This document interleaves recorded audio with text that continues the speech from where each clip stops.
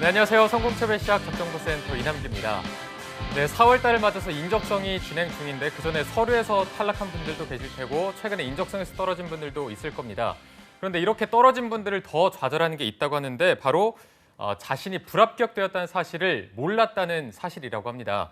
먼저 현행법을 한번 보면은 채용 대상자를 확정한 경우에는 지체 없이 구직자에게 채용 여부를 알려야 한다고 돼 있긴 한데 이게 의무사항이 아니라 권고사항일 뿐이라서 지키지 않는 기업이 많다고 합니다. 그래서 본인이 떨어졌는지 안 떨어졌는지 이걸 확인하려면 주변 지인들을 통해서 알아보거나 혹은 그 취업 커뮤니티 같은 데를 수시로 드나들면서 확인을 해야 되는데 이게 떨어진 것도 서러운데 이렇게 계속 확인하다 보면 더 서러운 느낌이 들기 마련이거든요. 그래서 이런 서러움에서 벗어나는 방법이 합격만이 유일한 길이 아닐까 싶습니다. 오늘도 저희와 함께 하시면서 취업에 한 걸음 더 다가가시기를 바라보겠고요. 자, 그러면 수요일 잡정보센터 지금 바로 출발합니다.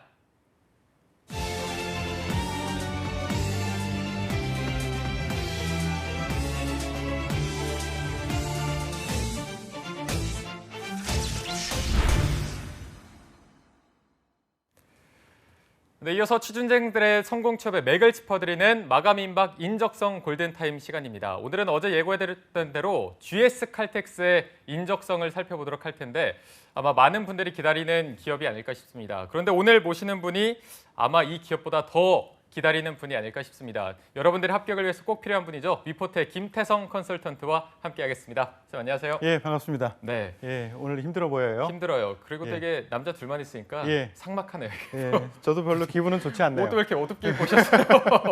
더 칙칙하게. 예, 유쾌하지 않은 방송을 할 것 같아요 오늘. 좀 이따 그래 또 유쾌한 분이 오시니까 함께 해보도록 하겠습니다. 예. 자, 일단 어제 말씀드렸던 대로 이제 오늘 GS 칼텍스 인적성 시험을 쌤과 함께 풀어보도록 할 텐데 GS 칼텍스 인적성 지금 앞두고 다음 주 일요일인가요? 예, 다음 주 일요일 28일에 네. 하죠. 지금 분위기가 좀 어떤 편이죠? 뭐 항상 그래요. 불안하고 초조하고 막연한 두려움 뭐 이런 것들 많이 가지고 있고 그래서 질문들도 많이 해요. 뭐 합격 점수가 어느 정도 되느냐, 난이도는 어느 정도 되느냐 이런 질문들 굉장히 많이 하고 있습니다. 네. 최근에 삼성 G사트가 생각보다 어렵게 나와서 지금 많은 분들이 약간은 당황스러워하는 것 같기도 하고 GS 칼텍스 인적성은 그러면 어느 정도 수준인지 살짝만 알려주실 수 있나요? 뭐 살짝 아니고요. 그냥 크게 말씀드릴게요. 대놓고 말씀드릴게요. 예, 특별히 어렵지도 않고 특별히 쉽지도 않은 곳이에요. 무난한. 예, 무난하게 다른 기업 그 보통의 수준하고 비슷하다라고 놓고 보시면 될 것 같아요. 네, 그런데 이게 다른 기업들이 약간은 그 G사트 문제 난이도를 따라가는 경향이 있잖아요. 혹시나 그래서 이번에 좀 어렵게 나오진 않을까 어떻게 보시나요? 그렇지는 않아요. 인적성 같은 경우에는 각 기업마다 좀 수준을 그때그때 필요에 의해서 그러니까 과거의 데이터를 가지고 이거 변별력이 별로 없는 것 같다라고 하면 조금 더 어렵게 내기도 하고요. 이 정도면 충분해라고 판단이 된다면 그대로 유지하거나 쉽게 내거나 이렇게 하고 있기 때문에 인적성 같은 경우에 G사트의 난이도를 꼭 따라간다 이렇게 보기는 힘들 것 같아요. 네, 알겠습니다. 자, 그러면 오늘은 GS 칼텍스 인적성 어떻게 하면은 고득점 전략을 맞을 수 있을지 한번 알아보도록 하겠습니다. 먼저 GS 칼텍스 인적성 어떤 시험이고 어떻게 진행되는지 신세미 캐스터가 여러분께 소개해드리겠습니다. 네, GS 칼텍스 인적성 검사는 4월 28일에 진행될 예정인데요. 크게 구성을 살펴보면 GSC 웨이와 직무 역량 검사 그리고 한국사 시험으로 나눠서 치르게 됩니다. 자세한 내용 화면으로 만나보도록 하겠습니다. 먼저 GSC 웨이 부합도 같은 경우는 이 GS 칼텍스에서 가장 중요하게 생각하고 있는 GSC 웨이에 지원자가 얼마나 부합하는지 평가하는 일종의 객관식 인성 검사 테스트인데요. 평가 항목으로는 신뢰와 유연, 도전, 탁월, 상호 협력, 성과 창출, 선제 행동이 나뉘어 있고요. 시험 방법은 375문항을 50분 안에 풀어야 됩니다. 4월 28일에 예정되어 있습니다. 네, 다음으로는 직무 능력 검사입니다. 구성은 8개 영역으로 나눠져 있는데요. 지각력과 언어 추리, 언어 유추, 응용 수리, 수추리, 공간 지각, 단어 연상, 그리고 자료 해석의 검사를 치르고요. 방법은 151문항을 90분 안에 풀어야 됩니다. 그리고 한국사 시험 같은 경우는 기존의 한국사에 대한 기본 소양이 어느 정도인지 평가하는 시험이고요. 한국사 능력 검정 시험에서 2급에서 3급 수준의 난이도로 출제가 되고 있습니다. 10문항이 출제가 됩니다. 네, 그럼 GS 칼텍스 인적성 검사 자세하게 살펴보고 고득점 합격 전략까지 알아보도록 하겠습니다. 칙칙한 분위기를 살리기 위해서 유쾌한 저도 함께 들어가도록 하겠습니다. 잠시 후 스튜디오에서 만나보시죠.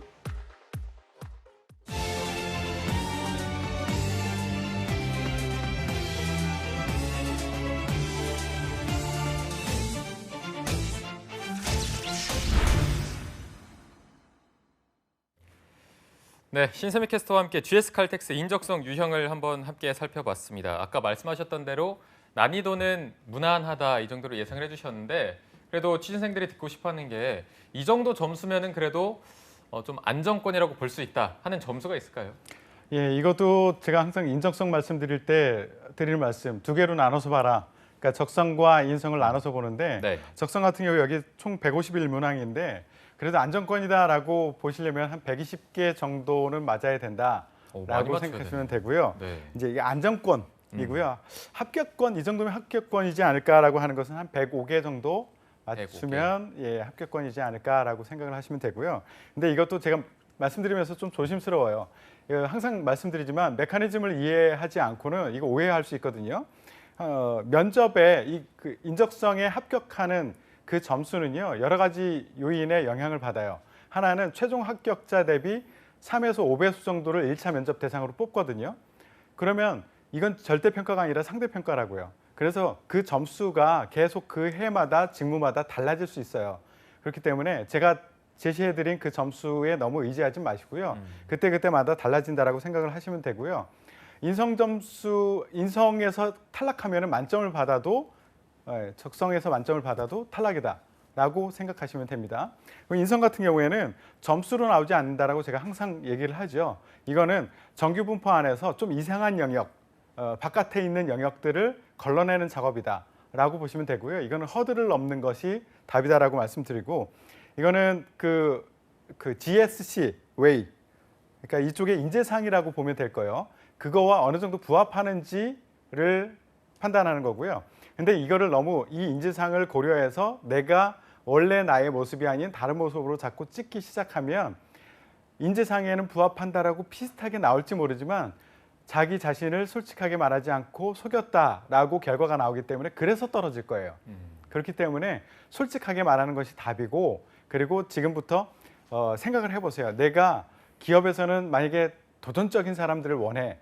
그런데 나는 매우 보수적이고 소극적이고 그래. 그러면 지금부터 시험 보기 전까지라도 쇠뇌라도 시키세요. 나는 굉장히 적극적이고 도전적이고 그런 사람으로 쇠뇌를 시키는 거예요. 한 열흘 동안만이라도 아주 적극적으로 쇠뇌를 시키면 일관성도 유지가 되면서 그리고 인재상에도 부합하는 어느 정도 결과가 나올 수 있을 것 같습니다. 네, 알겠습니다. 어쨌든 인성검사는 항상 해주시는 말씀이 솔직하게 하고 풀으면 시간이 남아야 된다 이렇게 남아야죠. 강조를 해주시고 계시죠. 그래서 오늘은 직무 능력 검사를 좀 중점적으로 파헤쳐 보도록 하겠습니다. 보니까 8개 영역이 있는데 먼저 지각력 영역은 어떤 문제가 나오는 편이죠? 예, 이거 참 독특한 거예요. 이게 뭐 특별하게 사전에 공부하거나 사전 지식이 필요하거나 그런 영역이 아니거든요. 네. 여기는 6분 동안 30문제를 풀어야 돼요. 굉장히 시간이 6분 빠듯합니다. 동안 30문제. 예. 그리고 문제들도 보면 다른 인적성 시험에서 잘 나오지 않는 그런 유형이에요. 어떤 거냐면 어떤 제시된 문자나 기호나 특수 문자, 숫자 이런 것들을 복잡하게 막 나열을 해줘요. 그리고 나서 제시된 문자나 기호나 이런 거와 같은 문자의 개수는 몇 개이냐라고 질문을 주기도 하고요. 그 제시된 그 문자나 기호나 이런 거에서 있지 않은 것을 보기에서 찾아라. 이렇게 나오기도 하고요. 이게 지식이 필요한 거 아니라고 했죠. 네. 그러니까 짧은 시간 동안 빨리 보고 그리고 있는 것 또는 같은 게 몇 개가 되느냐 이런 것을 찾아내는 거예요. 이거는 실제 문제를 풀어보면 이게 무슨 얘기인가를 이해를 하실 것 같아요. 네. 예, 긴장하셨죠? 아까부터 하고 있습니다. 어제 잠을 잘 못 자겠더라고요. 그래요? 풀기 전에는. 오늘 또 한번 같이 풀어보도록 할 텐데 오늘 또 함께 문제를 풀기 위해서 저희 칙칙한 분위기를 날려줄 또 상큼하다고 본인이 입으로 말씀하신 한 분이 나와 계십니다. 신세미 캐스터 안녕하세요. 안녕하세요. 네. 자, 오늘 또 함께 문제를 풀게 될 텐데 칙칙한 저희 둘을 맞아서 좀 상큼하게 각오 한마디 들어보도록 하겠습니다. 네. 오늘 스튜디오가 좀 굉장히 서늘한 이런 분위기인데요. 제가 상큼하게 문제를 풀면서 또 남규 NC님을 이겨보도록 열심히 노력하도록 하겠습니다. 저를 이겨서 거의 이기는 건 쉽다고 보면 되고요. 예, 뭐 성공 목표치가 굉장히 낮네요. 네, 좀 그렇습니다. 높게 욕심이 잡아야 없어요. 되는데 저를 잡으면은 저희가 엎치락 뒤치락이 뭔지 한번 보여드리겠습니다. 자, 일단 문제를 한번 풀어볼 텐데 지각력 영역 풀어보면 아신다고 하셔서 바로 한번 문제를 공개해 주실까요? 예, 문제를 한번 보시고요. 요거는 12초 안에 푸셔야 됩니다. 12초요. 예, 12초예요. 예, 다음 표에 제시되지 않은 문자는 굉장히 복잡한 문자들이 많이 나오죠. 네. 예, 그래서 1번, 2번, 3번, 4번 중에 하나를 골라주시면 됩니다. 풀었습니다. 예, 저도요. 예. 자, 답은 몇 번입니까? 하나, 둘, 셋. 2번이요. 오, 굉장한데요? 네, 예, 네. 2번 맞습니다. 이거에 쉬운데요? 놀라시나요? 이게 뭐 정말 준비한다고 풀 수 있는 그런 건 아니네요. 그렇죠. 순발력이에요. 음. 예, 빨리 보고 빨리 기억하고 빨리 순발력 있게 판단하는 거 이게 굉장히 중요하고요. 네. 이 지금 나온 이 문제의 난이도는 중하라고 보시면 될 것 같아요. 예, 중하. 이거는 그 아까도 말씀드렸듯이 제시된 문자들이 굉장히 우리가 익숙하지 않은 문자들을 많이 제시를 해요. 그래서 한글뿐만 아니라 한자, 숫자, 특수 문자, 심지어는 아랍어, 태국어 이런 것들도 나오기도 합니다. 예, 그래서 그 한눈으로 쭉 보고 네. 빨리 비교해서 판단하시는 것이 중요하고요. 이거는 선택지를 좀 먼저 보시는 게 좋을 것 같아요. 선택지를 보고 요거를 찾아 나가는 과정. 요걸 빨리 이렇게 하면 좀 더 빨리 할 수 있을 것 같고요. 요거 아까 말씀드렸듯이 이론이 필요 없기 때문에 자꾸 이 유형에 익숙해지도록 몇 번을 다시 한번 보시는 거 이게 굉장히 중요할 것 같습니다. 네. 아까 이게 몇 초 안에 풀어야 된다고요? 12초요. 12초요. 예. 그러니까 6문제를 예. 6분 안에 6분 안에 30 30문제를 풀어야 됩니다. 그리고 이렇게 12초 안에 풀어야. 예. 알겠습니다. 생각보다 이 시간의 압박이 조금 있을 것으로 시간의 보이는데. 압박이 있습니다. 알겠습니다. 일단은 뭐 지각력 영역 어떤 문제인지 대충 감은 잡으셨을 것 같고요. 이어서 언어 추리 전략도 한번 살펴보도록 하겠습니다. 언어 추리 영역도 소개를 한번 해주시죠. 예, 언어 추리 영역은 7분 동안 20문제를 풀어야 돼요. 이것도 뭐 만만치 않습니다. 네. 이거는 3개 이상의 조건을 제시를 해주고요. 그리고 이 명제가 참인지 아니면 거짓인지 알 수 없음인지 이것을 판별하거나 아니면 참으로 만들려면 어떤 문장이 그 사이에 들어가야 된다거나 이런 식의 선택지를 주는 그런 문제예요. 이거는 난이도는 사실 그 시험을 볼 때 앞부분은 좀 쉽게 나올 거예요. 근데 뒤로 갈수록 그 명제들이 굉장히 복잡해지고 상황도 복잡하게 나옵니다. 오늘 제가 준비한 문제는 조금 쉬운 쪽의 문제를 준비를 했어요. 감사합니다. 감사할지는 두고 봐야 될 것 같고요. 이거 틀리면 또 망신이네요. 예, 그렇죠. 어렵다고 해줘야지 틀려도 덜 망신스럽죠. 그러네요. 그래도 일단 한번 풀어보도록 하겠습니다. 예, 문제를 한번 볼까요? 네. 예, 이거는 여러분들 그 같이 푸세요. 20초 안에 푸시면 됩니다. 다음 명제가 항상 참일 때 빈칸에 들어갈 알맞은 문장은 첫 번째, 과학자들은 수학을 잘한다. 중간 비어 있고 그러므로 과학자들은 논리적이다.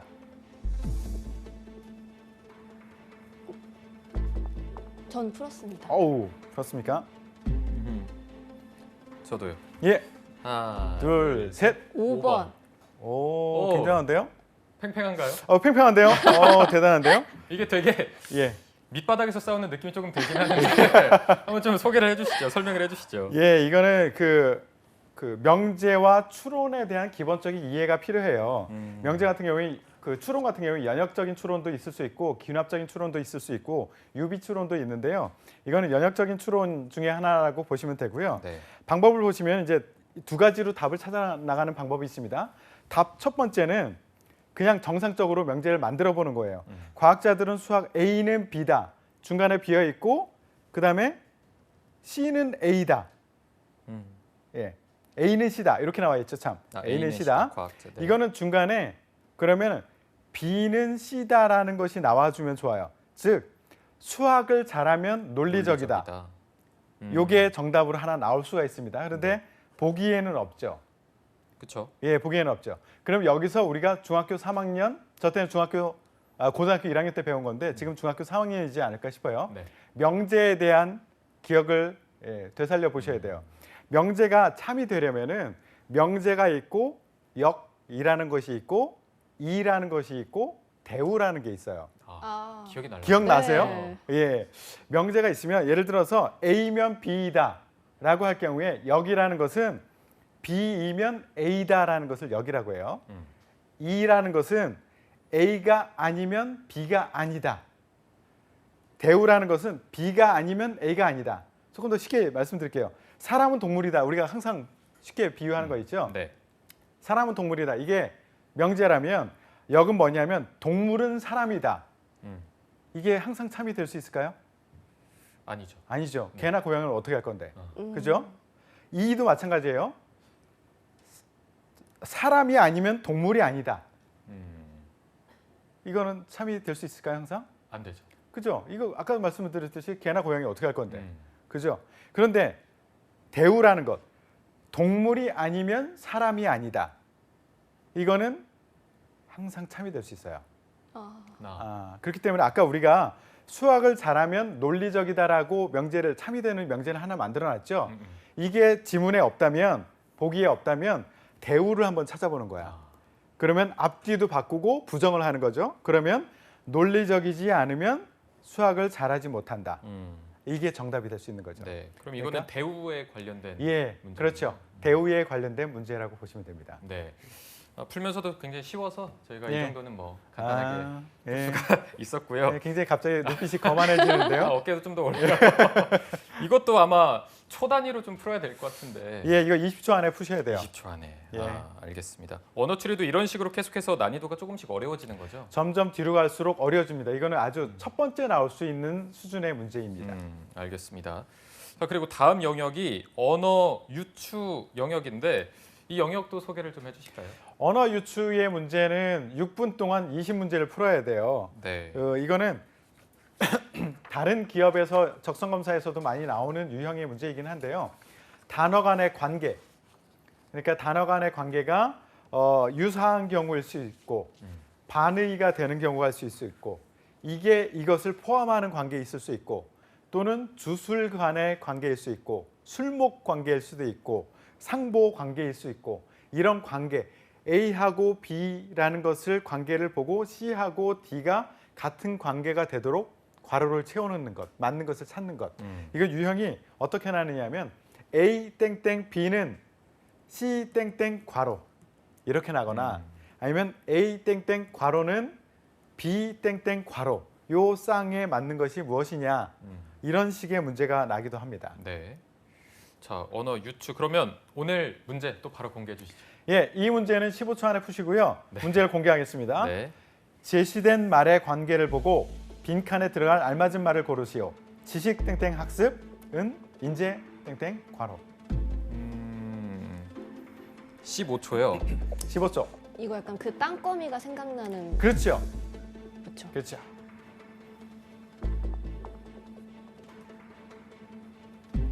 네.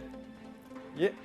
풀었어요? 네. 예. 아이고. 하나 둘 셋 하면 동시에 하나 둘 셋. 1번. 1번. 예. 네.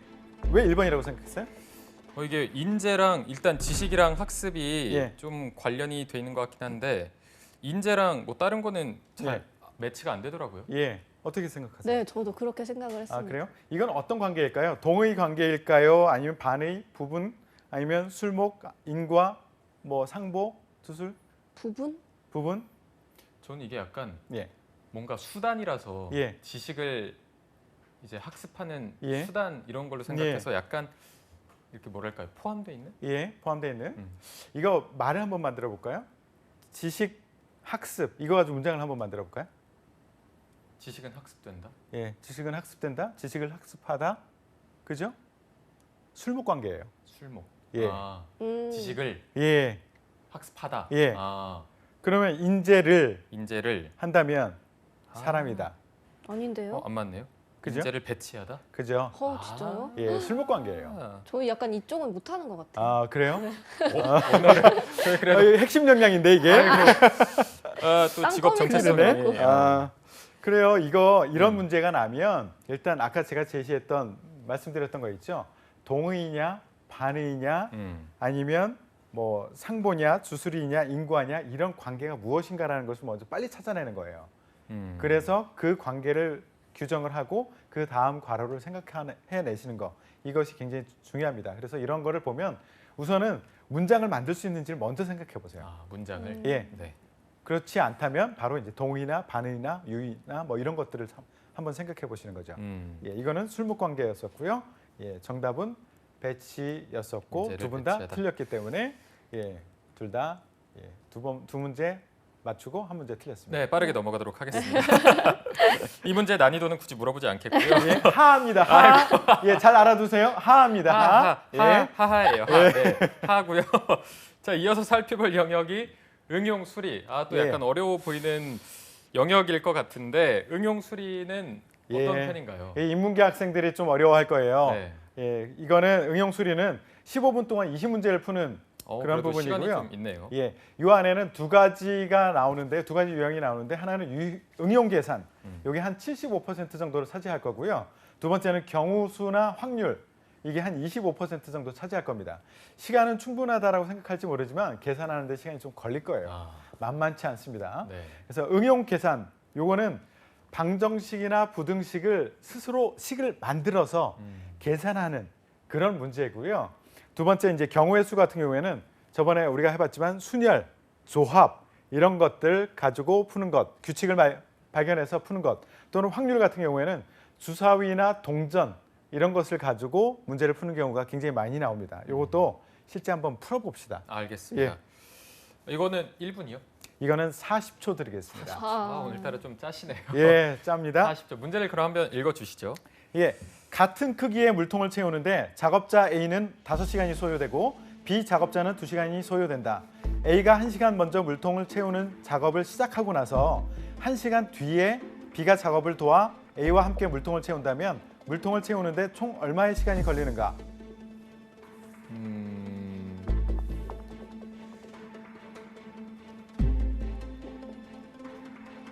왜 분수가 왜 나오죠? 왜 답에 분수가 있을까요? 그죠? 왜 물통을 채워야 되죠? 이시간 그냥 혼자 채우면 될 것 같은데. 이것도 그 전에 만들었던 뭐 연립방정식을 그렇죠. 세우면 되나요? 방정식을 만들어서 아. 풀어야 됩니다. 네. 그러면 40초 지나지 않았나요? 저는 4번이요. 자, 4번이요? 4번, 네. 저는 3번이요. 3번이요. 3번. 자, 정답부터 말씀드릴게요. 예, 3번입니다. 아우, 오. 예. 놀라시죠? 자, 이제 더 긴장되는 순간 왜 3번이라고 얘기했는지 맞춘 게 좋은 게 아니에요. 네. 왜 3번이라고 얘기했는지 답을 들어볼까요? 이렇게 죄지은 표정 안 하셔도 되고. B가 한 예. 시간 뒤 늦게 들어갔기 예, 때문에 죄송합니다. 제가 찍었습니다. 예, 그렇죠.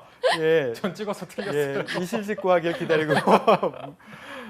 좀 자, 소개해 주세요. 이거는 일률 계산이라고 보시면 돼요. 일률 계산이 일률. 무엇이냐? 네. 전체 해야 될 일 그 전체를 일이라고 놓고 얼만큼 단위 시간 동안에 얼만큼 일할 수 있는가라는 것을 먼저 계산하고 시작하는 거거든요. 그렇기 때문에 일률이라는 것은 작업량 나누기 작업 기간 이렇게 보시면 되고요. 이거를 하는 방법을 차례대로 제가 말씀드릴게요. 네. A 작업자의 일률은 무엇이냐? 전체 해야 될 일이 일이라고 보시면 이 친구는 5시간 동안 하나의 물통을 채우잖아요. 그럼 1시간 동안에 얼만큼의 일을 할 수 있을까요, 이 사람은? 5분의 1. 그렇죠. 5분의 1만큼을 일을 할 수 있습니다. 일률이 네. 5분의 1이에요. 네. B 같은 경우에는 2시간 동안 채울 수 있잖아요. 네. 그러면 일률은 2분의 1. 2분의 1이죠. 네. 잘하셨습니다. 이걸 가지고 기분이 좋네요. 예. 감사합니다. 이게 뭐라고? 예, 너무 주눅이 될까봐 예, 지금 독려하고 있습니다. 네. 방정식을 이제 만들어내기 시작하는 거예요. 자, 모르는 것, 걸리는 시간이 얼만큼이냐라고 물었죠. 모르는 것은 x로 놓습니다. x로 놓고 자, 5분의 1 인류를 가진 사람이 1시간 동안 먼저 일을 하고 있었어. 그렇다면 5분의 1 곱하기 1시간 동안 일을 했으니까 그만큼 놓고 그다음에 플러스 그다음에 5분의 1 인류를 가진 사람이 얼만큼 동안 일을 더 해야지 되느냐라고 물었죠. 5분의 1 곱하기 x 플러스 2분의 1 인류를 가진 사람이 몇 시간 동안 일을 해야 되느냐. 그렇다면 2분의 1 곱하기 x 이렇게 놓으면 전체 해야 될 일이 1이라고 했죠. equal 1. 이렇게 방정식을 만들어서 이건 그냥 그 다음서부터는 계산식이에요. 아. 그렇게 해서 좌우로 돌리고 x를 계산해 보면 결국은 7분의 8이 나올 겁니다. 아. 이렇게 계산을 했죠 아까. 네, 제가 그 그죠? 말을 잘 예, 못해가지고. 그죠? 네, 좀 계산은 잘하는데 말을 잘 네, 표현 네. 못한 것 같아요. 원래 천재들이 약간 말을 잘 예, 못해요. 그렇죠. 예, 이게 뭔가 지금 진행을 해야 되나 일단 예. 알겠습니다. 예, 이거요. 제가 네, 네. 그 푸는 방식을 말씀드렸는데 이거 준비를 좀 하셔야 돼요. 유형을 기본적으로는 알고 계셔야 되고요. 네. 이 유형은 보통 여기서 날짜나 요일이나 시계를 가지고 계산하는 문제들도 많이 나오고요. 또는 시간, 거리, 속력 이걸 가지고 계산하는 문제 나오고요. 저번에 우리가 풀어봤듯이 농도 이거 가지고 계산하는 것들도 많이 나오고 일률이나 톱니바퀴 뭐 몇 개의 톱니바퀴가 있는 것, 요 몇 개의 톱니바퀴가 있는 것 이렇게 돌아갔을 때 다시 똑같은 주에서 다시 만나는 그런 시간은 이런 식의 문제가 나기도 해요. 이거는 기본적인 공식을 알지 못하면 그리고 아니면 공식을 모르더라도 바로 공식을 만들어내지 못하면 풀기 어려운 부분이거든요. 그렇기 때문에 이거는 기본적으로 공식을 웬만큼 쉬운 것들은 알고 계셔야 있어야. 됩니다. 예. 알겠습니다. 어쨌든 신세미 캐스터가 맞추긴 맞췄잖아요. 예. 찍어서라도. 그러면 GS 칼텍스 인적성 풀 때 예. 찍어도 감점 이런 거 없죠? 예, 뭐 그 궁금한 것을 묻는 건지 아니면 찍어서라는 걸 강조하고 있는 건지 모르겠지만 찍어서 맞췄으니까 찍어도 되는 건지. 예, 이거는 51%의 가능성이 있으면 찍으십시오. 50, 좀 애매한데요? 51%? 그죠? 이것도 마찬가지예요. 이게 질문에 따라서 그 계산하는 배점하는 그 다 로직이 다르기 때문에 아. 예, 일괄적으로 찍으면 안 됩니다, 찍어야 됩니다라고 말씀드리기가 어려워요. 오답이 있을 경우 감점 같은 게 있나요? 감점이 있을 수 있어요. 아. 그러니까 감점이 문제에 있는 게 따라서. 있고 그렇죠. 없는 것도 있는데. 그렇죠. 아, 나는 모르잖아요. 이게 감점이 있는 문제인지 네. 감점이 없는 문제인지를 나는 알 수가 없기 그쵸. 때문에 지금부터 그걸 알아내기 위해서 노력해야 될 게 여러분들 있습니까? 아무것도 없거든요.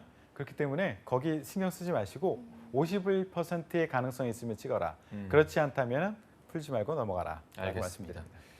알겠습니다. 자, 바로 다음 영역도 살펴보죠. 수출이 영역인데 소개 한번 해주실까요? 예, 수출이 영역은 10분 동안 20문제를 풀어야 됩니다. 네. 이거는 수열 문제라고 보시면 돼요. 수열 중간중간에 빈칸을 놓고 여기 알맞은 단어나 숫자나 뭐 이런 것들을 넣는 겁니다. 이거는 대부분의 적성 검사에서 많이 나오는 유형이고요. 매우 간단해 보여서 문제는 간단해 보여서 학생들이 쉽다라고 생각했다가 들어가서 너무 어렵다라고 피드백을 많이 주는 그런 유형의 문제고요. 문제를 한번 풀어보면 좋을 것 같아요. 30초 드릴게요. 이 문제는 30초요. 예, 일정한 규칙으로 수를 나열할 때 괄호에 들어갈 알맞은 수는 여러분들도 함께 30초 동안 풀어보십시오.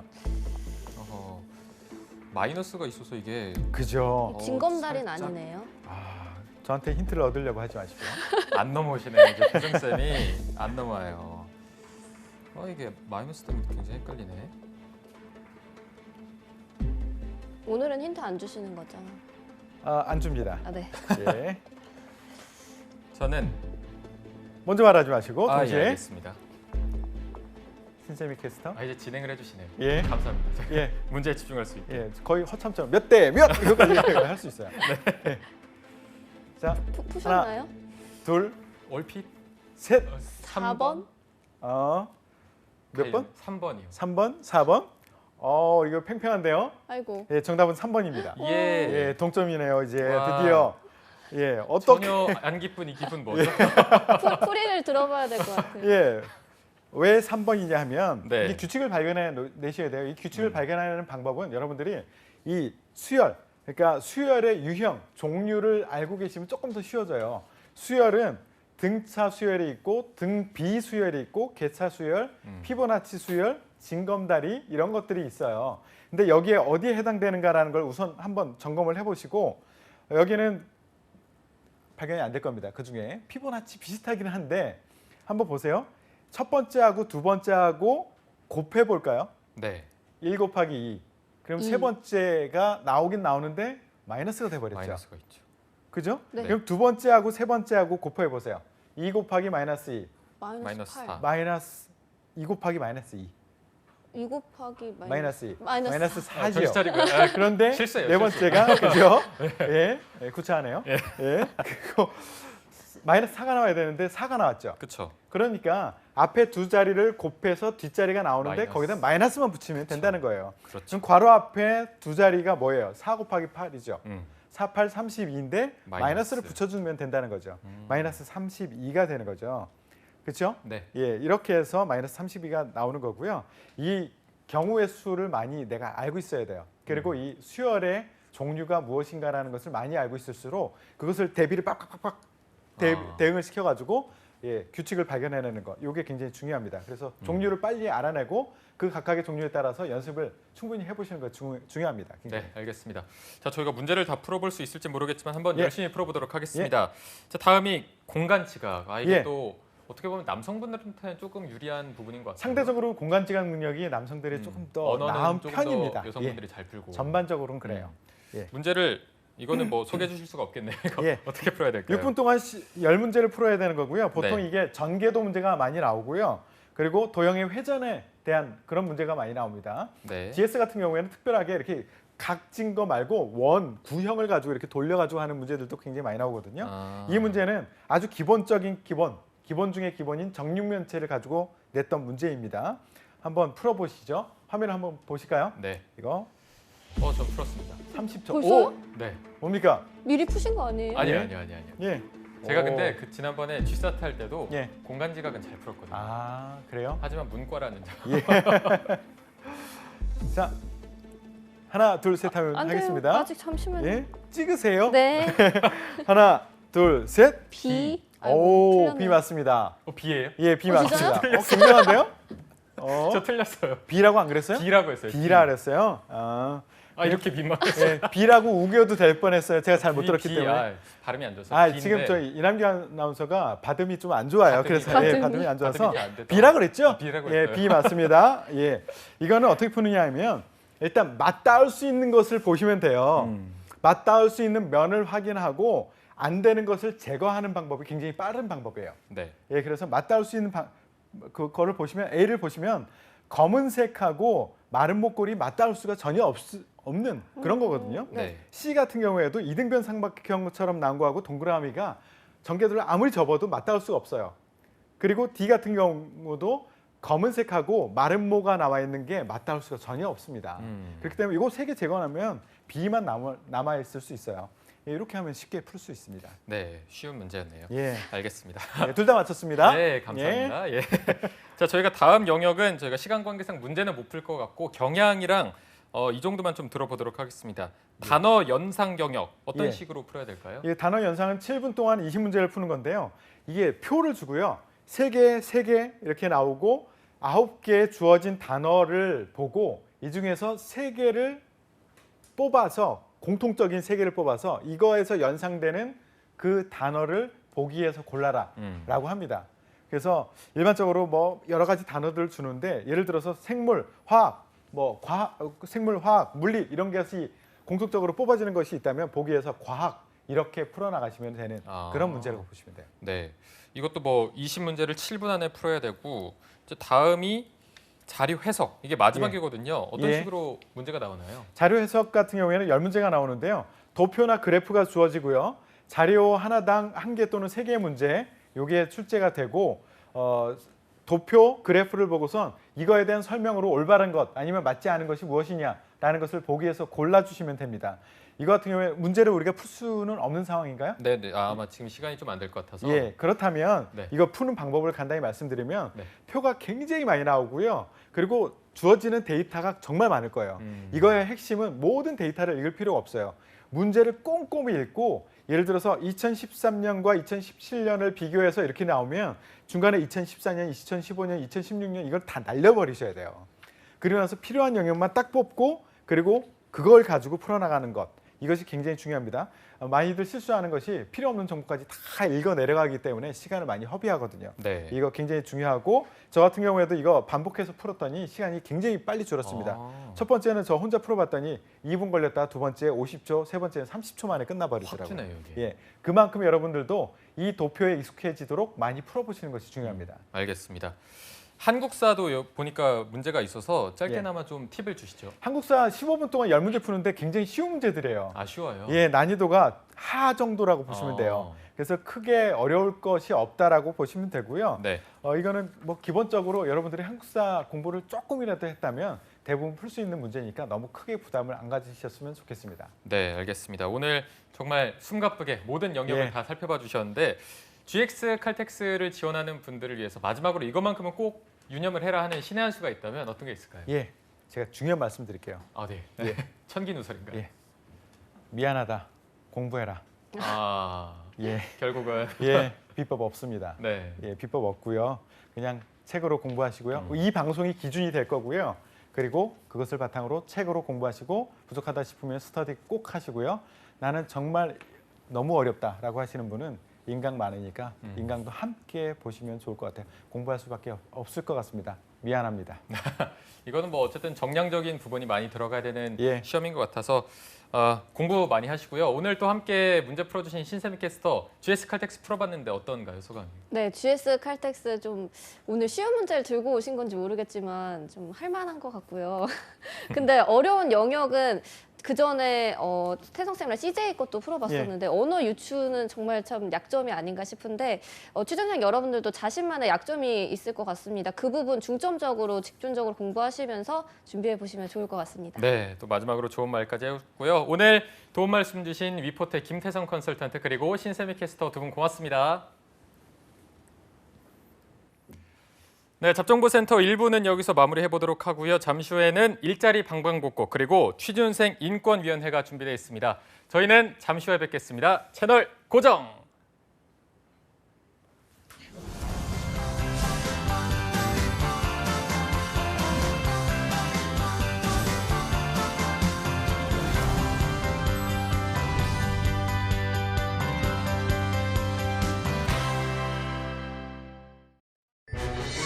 어머어머 대박!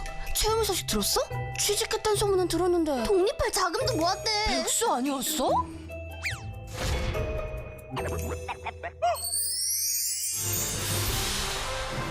회사에서 알아주는 인재라는데? 걔 이번에 승진도 했잖아. 와, 채움이 잘 나가네. 비결이 뭘까? 채움 씨 비결이요. 청년 내일 채움 공제. 혜택이 궁금하면 실천하세요. 청년에겐 내일을, 기업에겐 인재를 다 채워드립니다. 청년과 기업 모두 함께해요.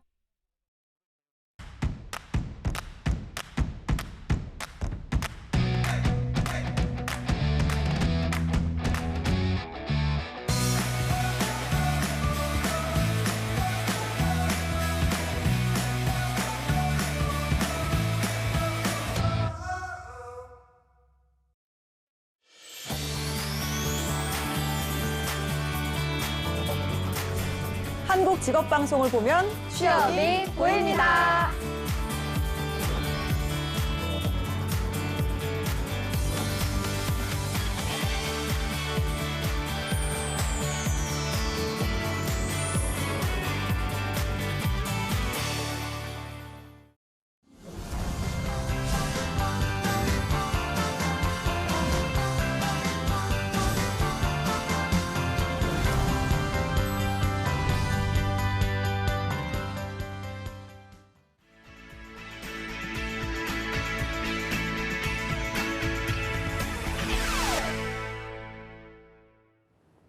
매일매일 전국 각지의 생생한 채용 정보를 알아보는 일자리 방방곡곡. 오늘은 수원으로 먼저 가보겠습니다.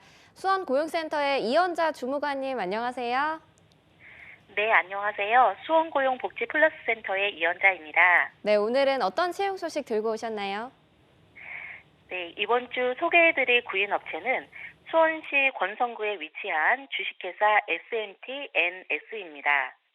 관공서와 학교 등의 실내 인테리어 및 정보통신 공사를 하는 업체로 건축 시공 기술자 2명을 모집합니다. 직무 내용은 인테리어 및 실내 건축 공사 현장에 시공 관리를 하는 것으로 학력은 초대졸 이상, 실내 건축이나 건설업 관련 자격증, 산업안전기사 자격증을 소지하신 분은 지원 가능합니다. 차량 소지자 및 컴퓨터 활용 능력 우수자를 우대하며 주 5일 근무로 급여는 연 3,200만 원이고 경력에 따라 급여 협의 가능합니다. 접수 마감일은 채용 시까지이니 관심 있으신 구직자분들은 워크넷 구인 정보를 확인하여 이력서와 자기소개서를 준비해 이메일로 지원하시기 바랍니다. 네, 경력이 무관한 구인건으로 건축시공 기술자 2명을 채용하고 있습니다. 채용 시 마감되는 구인건이니까요. 관심 있는 분들의 빠른 지원 바라겠습니다. 주무관님, 바로 다음 소식도 알아볼까요? 다음으로 소개해드릴 구인업체는 화성시 장안면에 위치한 이비테크 주식회사입니다. 전자식 안전기 제조 및 조명용 컴포터를 제작하는 업체로 창고관리원 1명을 모집합니다. 직무 내용으로는 자재 이출고 관리 및 물건 적재 등 전반적인 창고관리 업무로 학력은 고졸 이상, 경력에 관계없이 지원 가능합니다. 컴퓨터 활용 능력 우수자를 우대하며 주 5일 근무로 급여는 연 2,400만 원이고 면접 시 급여 협의 가능합니다. 기숙사를 제공한다고 하니 관심 있으신 구직자분들은 4월 27일까지 워크넷 구인 정보를 확인하여 이력서를 준비해 이메일로 지원하시기 바랍니다. 네, 이 구인건 역시 경력 무관하게 창고관리원 1분을 채용하고 있습니다. 관심 있는 구직자 여러분들의 많은 지원 바라겠습니다. 주무관님, 오늘 소식 고맙습니다. 예, 고맙습니다. 네, 다음으로는 서울의 박혜솔 주무관님 연결해 보도록 하겠습니다. 주무관님, 안녕하세요.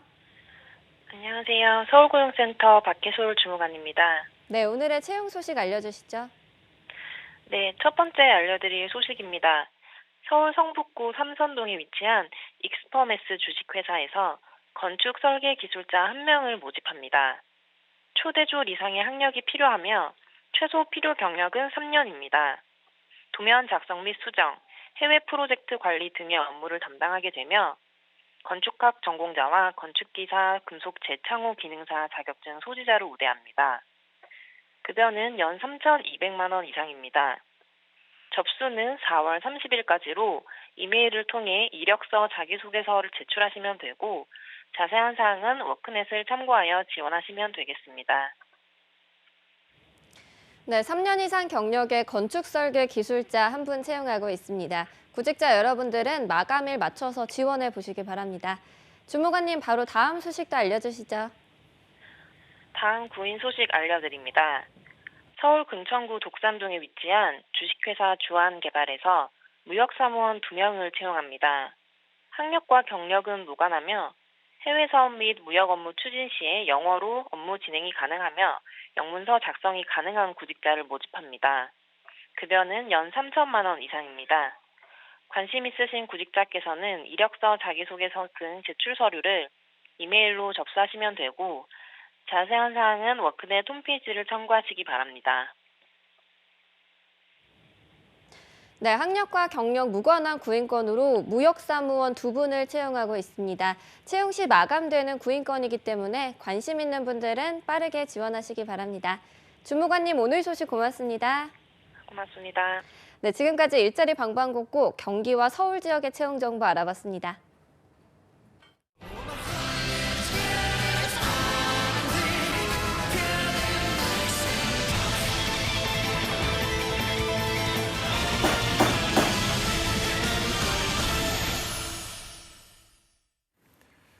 네, 이어서 취준생들의 인권을 지키는 방법을 알려드리는 취준생 인권위원회 시간입니다. 그동안 몰라서 넘어가고 또 취업시장의 약자라서 참아야만 했던 그런 일들 많이 겪으셨을 텐데요. 오늘 이 코너를 통해서 조금이나마 자기 권리를 당당하게 외칠 수 있기를 바라보겠습니다. 자, 오늘 도움 말씀 주실 현직 노무사, 노무법인 한림경기의 김교원 노무사와 함께하겠습니다. 안녕하세요. 안녕하세요. 네. 자, 그리고 오늘 정말 열일해주고 있는 신세미 캐스터도 함께하겠습니다. 안녕하세요. 안녕하세요. 네.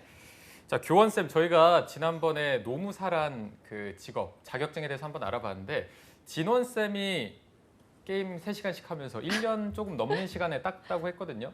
천재인데요. 천재인가요?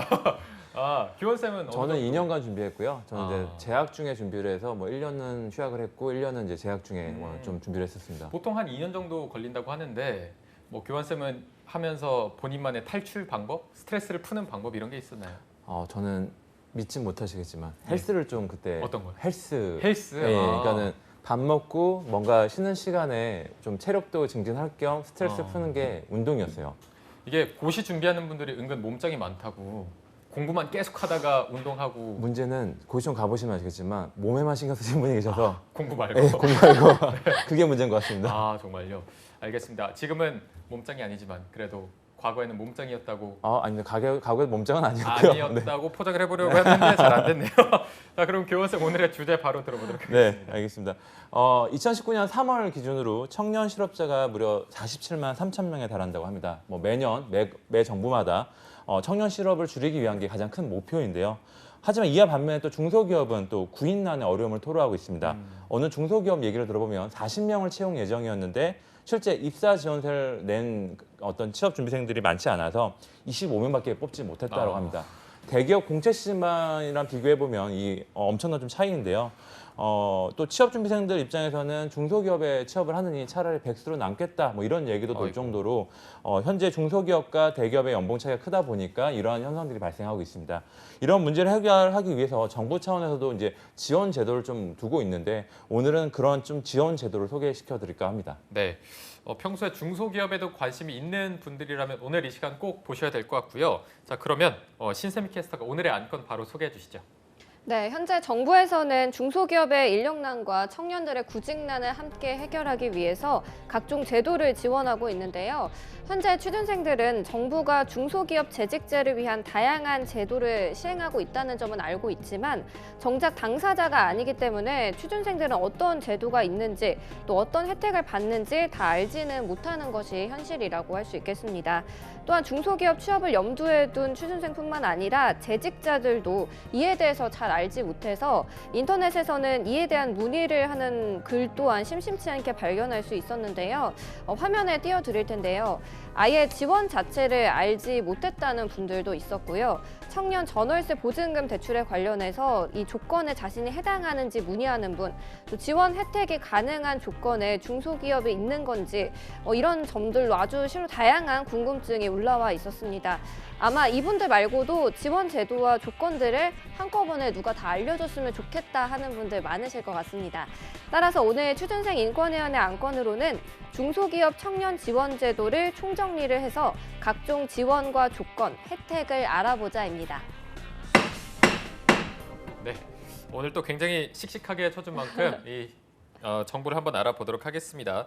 저도 이 프로그램을 진행하면서 정말 취업과 관련된 다양한 지원 방안이 있다는 걸 알게 되긴 했는데 이게 뭐 소개해 주지 않으면은 알기가 좀 어려울 정도로 굉장히 많은 양이 있어서 오늘은 또 교원쌤이 중소기업 청년 지원제도 이거를 들고 오셨습니다. 어떤 제도인지 소개 먼저 해주시죠. 네, 제도가 좀 여러 가지인데 우선 첫 번째 말씀드릴 제도가 내일 배움 카드라는 제도입니다. 네. 보통 이제 실업하신 경우들 이제 구직하는 활동을 하기 위해서 내일 배움 카드를 많이들 활용하시는 걸로 알고 있는데요.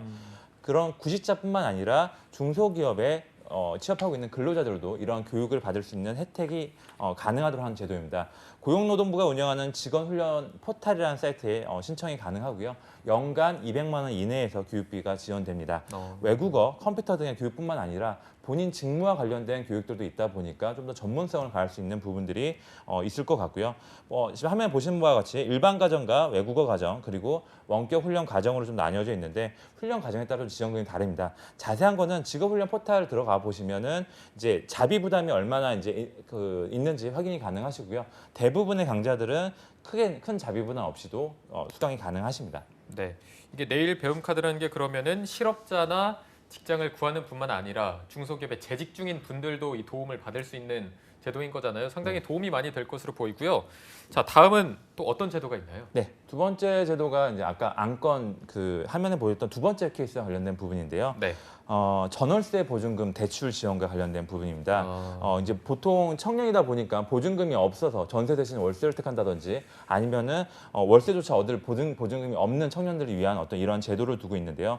보시면 이제 중소기업 취업 청년들한테 취업 일자에 상관없이 1억 원까지 대출을 지원해 주는 제도고요.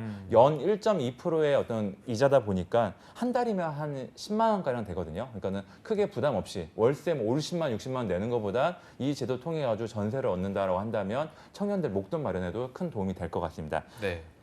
이게 월세를 살다 보면 정말 이 피가 빠져나가는 기분이 들거든요. 이게 월급도 뭐 아직 신입생 초반이다 보니까 월급도 그렇게 많지 않은데 거기서 뭐 5, 60만 원 훅훅 나가면은 돈이 안 모인다고 하는 분들이 굉장히 많아서 이 제도 굉장히 도움이 많이 될 것 같습니다. 그런데 아까 말씀해주신 1억까지 제출이 될 정도면은 자격 요건이 조금 까다로울 것 같은데 어떤 편인가요? 한민이랑 좀 같이 보시는 게 이해가 좀 편하실 것 같은데요. 네. 전월세 보증금 대출 지원의 요건은 우선 첫 번째로 대출 신청일 기준으로 만 19세 이상, 34세 이하 청년이어야 되죠. 청년인 세대주나 또는 예비 세대주인 경우여야 되고요. 대출 신청일 기준으로 같이 등본상에 올라와 있는 세대원은 주택이, 그러니까 본인 그 자가 소유의 주택이 없어야 되고요.